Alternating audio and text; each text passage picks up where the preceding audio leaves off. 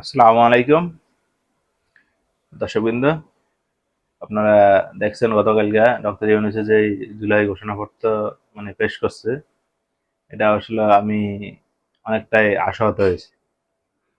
অবশ্য আপনাদের কি অনুভূতি এটা বলতে পারবো না। আমি কিছু কিছু জায়গায় আমি অবশ্য আমার কাছে অনেক ভালো লাগছে, কিন্তু মূলত কয়েকটা বিষয় নিয়ে এটা আমার এটা ব্যথিত হয়েছি।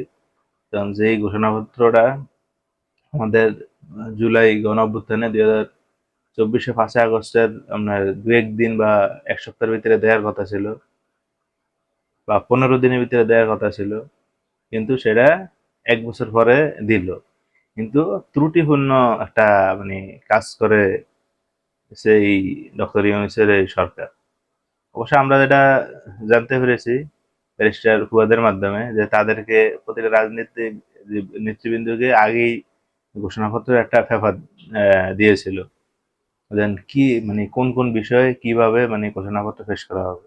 তো রাজনৈতিক বৃন্দরা এটা আপনার যে জায়গায় ত্রুটি ছিল, আপনার ভাষার বা কি কি আপনার যোগ করতে হবে, কোনটা বিয়োগ করলে ভালো হবে, বা কতটুকু একটু বিস্তারিত বললে ভালো হয়, এভাবে তারা একটা মানে এই লিখিত আকারে একটা তারা বক্তব্য পেশ করছে ডক্টর ইউনূসের কাছে, এবং তারা সরাসরি কথাও বলছে। কিন্তু আমরা গতকালকে যেটা দেখলাম, এটা একেবারে পুরাই একটা ডিজাস্টার মনে করে। কারণ এই জায়গায় অনেকগুলা বিষয় যেগুলো মনে হয় না ডক্টর ইউনূস উল্লেখই করেন। এটা উল্লেখ করছে এমন ভাবে যেগুলো মনে হয় কিছু হয়ই না, কোনো ব্যাপারই না, এগুলা কোনো কিছু হয় ঘটেও না, এমনি মনে করেন না সহজেই সবকিছু হয়ে গেছে। কিন্তু এটা আসলে ব্যাপারটা এরকম ছিল না। আপনি যেমন একটা জিনিস দেখেন, যে আমাদের যে 200 বছরের ব্রিটিশ যে শাসন ছিল, এই শাসনের থেকে আপনার কিভাবে পূর্ব বাংলা প্রতিষ্ঠিত হয়েছে। এর এর আগে ব্রিটিশরা চলে যাওয়ার আগে কিভাবে আপনার যে পশ্চিম বাংলা কলকাতার লগে বাংলাদেশে কি কিরকম একটা সাংঘর্ষিক তৈরি হয়েছিল, কি ব্যাপারে। পরে বাংলা আমাদের পূর্ব বাংলা বা আমাদের যে মুসলমানদের অধ্যুষিত যে এলাকা, এইটা কিভাবে আমরা মানে বাগ হইলাম, এই জিনিসটা কিন্তু একটু হলেও ফুটিয়ে তোলা উচিত ছিল। পরবর্তীতে আমরা পাকিস্তানের সাথে কি হিসাবে আমরা অবশ্য এক হয়েছি, কি হিন্দুত্ববাদের মাধ্যমে, না ব্রিটিশরা এমনি নিজেরাই দিয়ে গেছিল, না আমাদের মুসলমানিত্ব আধিক্যের মাধ্যমে। এই জিনিসটা ফুটিয়ে তোলা দরকার ছিল।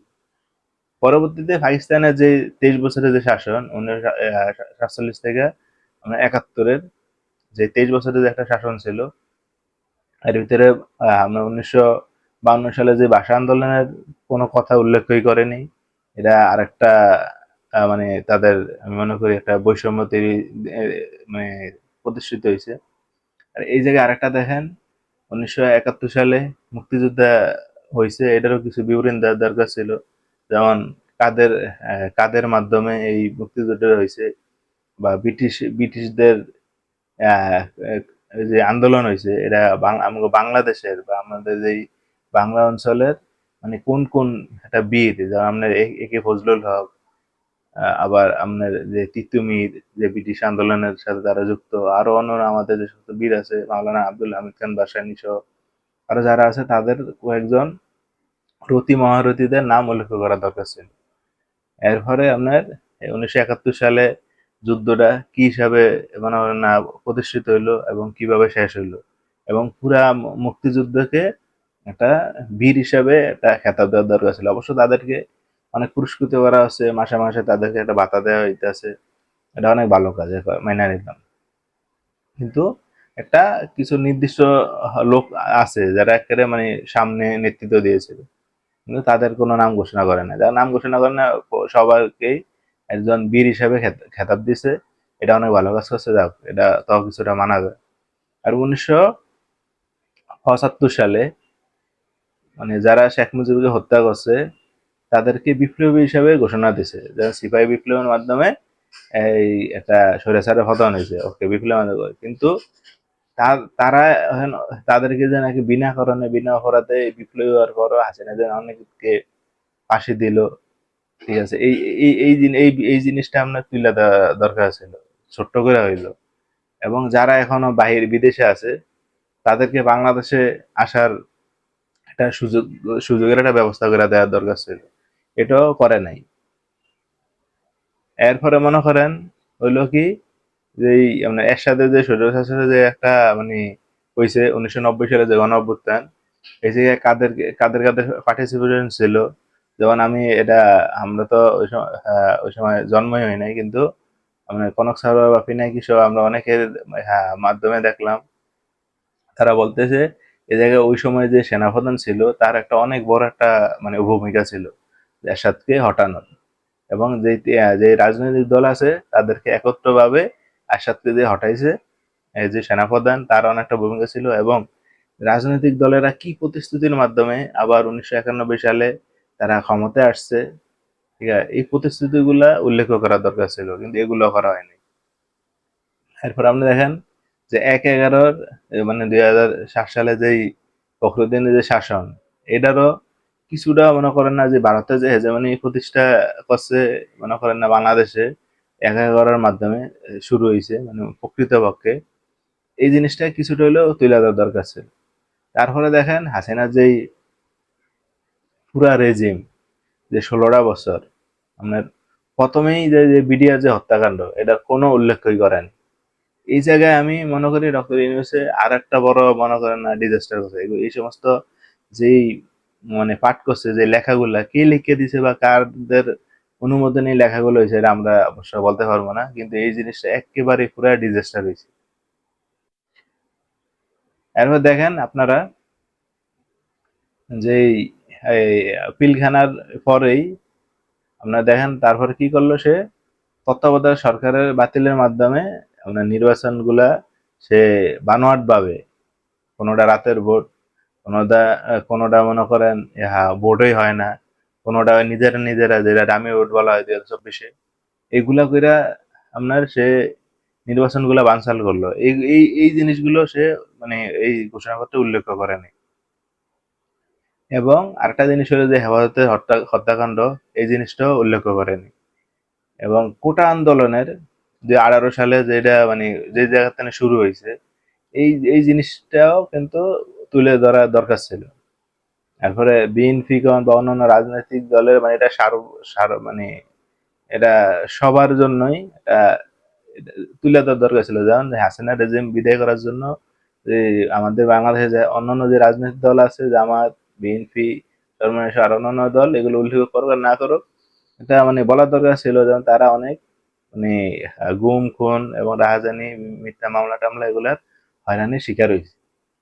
এগুলা একটা উল্লেখ করলে জিনিসটা অনেক ভালো হইতো, কিন্তু এই জিনিসগুলো কোনো উল্লেখ করে নাই, জাস্ট সিম্পল ভাবে বলে গেছে যেমন ব্রিটিশরা এটা শাসন করছিল, আমরা ভাগ হয়েছি, পরে পাকিস্তানের 23 বছরের জুলুমের কারণে আমাদের 1971 সালে একটা স্বাধীন হয়েছে আমার বীর মুক্তিযুদ্ধের মাধ্যমে। এরপরে আবার আয়লো স্বৈরাচারের একটা পতন হয়েছে 1990 সালে।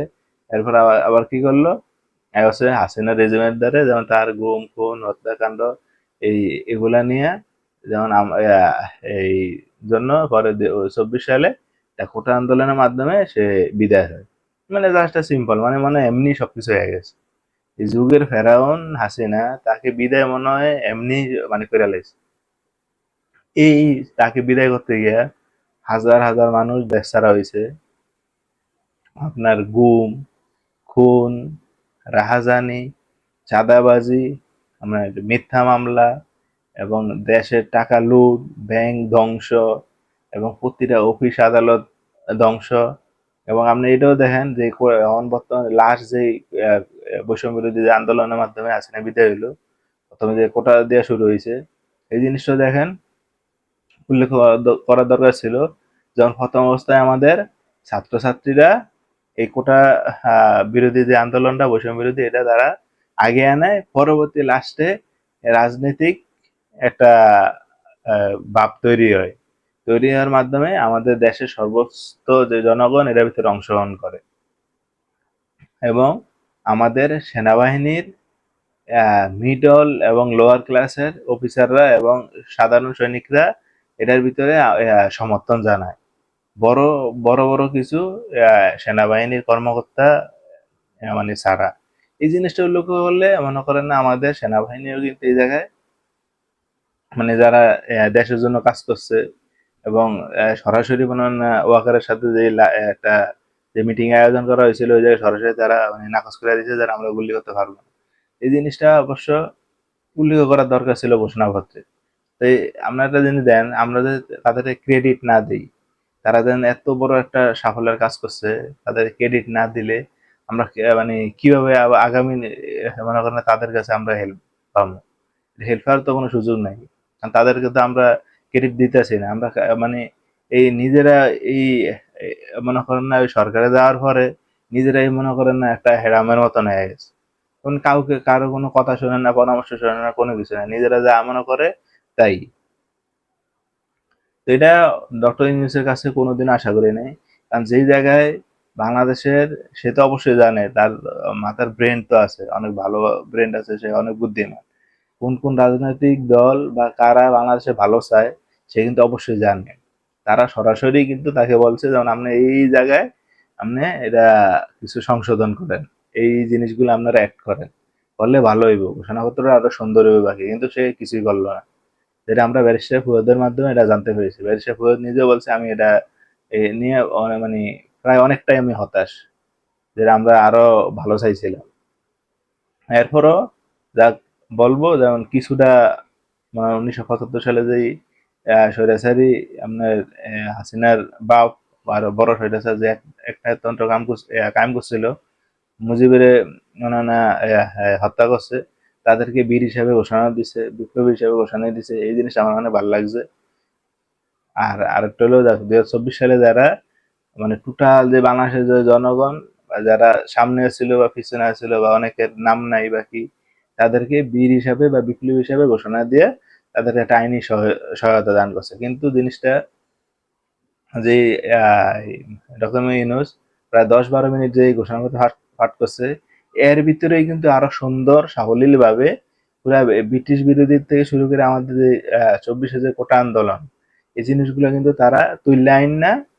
পরবর্তীতে মনে করেন না আমরা এই হ্যাঁ দেশ কি জন্য মানে আমরা এই বারে বার মনে করেন আন্দোলন করছে, কিসের চাহিদায় বা কিসের ভিত্তিতে মানুষের যে জনগণের যে এই মনে করেন না নিষ্ঠা এবং দেশ কিভাবে চলবো বা কি কারণে মানুষ এই মিলে বারবার আন্দোলন করতেছে, এই জিনিসটা মানে ফুটিয়ে তুললা এবং সামনের দিকে মানে যে জুলাই জুলাই সনদ আমরা করতে যাচ্ছি এর মাধ্যমে আমরা জিনিসগুলো আমরা ফুটিয়ে তুলবো এবং দেশকে আমরা অগ্র ভূমিকায় পালন করব বা অগ্রযাত্রায় নিয়ে যাব। এইভাবে একটা জিনিস মানে বলার দরকার ছিল, কিন্তু এই ডক্টর ইউনূস কোনো দিকেই কিছু মানে জিনিসটা বলে নাই। সে অবশ্য তার বিশ্বস্ত কিছু লোক দিয়েও প্রয়োজনে প্রথমে ওসামতুল্লাহ ভাট করে এটা জানার উচিত ছিল, পরে নিজে ওটা মানে হ্যাঁ সুন্দর একটা ব্যবস্থা করতে হতো, কিন্তু সে এটাও করে নাই। তো ডক্টর ইউনূস এটা আমি মনে করি উচিত কাম করে নাই। এটা আরো ভালো হওয়া উচিত ছিল। এখনো সংশোধনী করার একটা সুযোগ আছে কিছু রাজনৈতিক দলের মাধ্যমে বৈশা, এটা আমি আশা করি সে এটা সংশোধনী আনবে। তো দর্শক, আপনারাও এটা কিরকম হয়েছে আপনারা কমেন্টের মাধ্যমে জানাবেন।